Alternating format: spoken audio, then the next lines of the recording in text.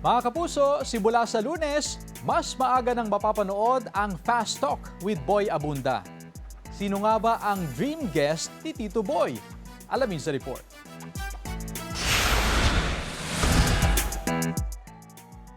Sa tinagal-tagal na ng TV host at publicist na si Tito Boy Abunda sa industriya, masasabing isa na siyang veterano, batikan o haligi sa mundo ng pamamahayag. At sa nakalipas na mga taon, hindi na raw mabilang ang mga napulot na aral sa kanyang pagiging King of Talk. Pero ano kaya ang natatanging aral na dala-dala niya hanggang ngayon? The biggest lesson I think that comes to mind right now is no matter how uncomfortable it becomes, because it does, it's a roller coaster ride. Just show up.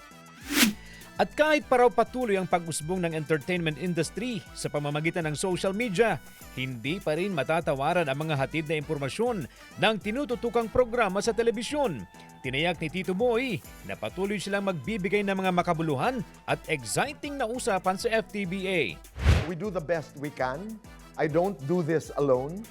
And for as long as you do not devalue yourself, you do not diminish yourself, you will always be relevant when you are true to what you're doing.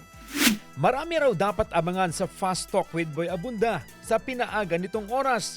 Nang tanungin si Tito Boy kung sino ang kanyang dream guest, Another one that comes to mind is Alex Iala, because I'm a tennis fan. Napanood ko yung journey ni Alex mula nung siya'y sumasali na sa mga tournaments. Nakaka-proud yung kwento. It's inspiring.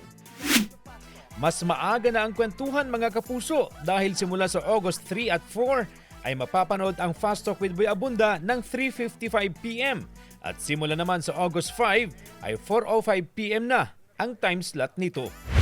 CJ Torida, One North, Central Luzon.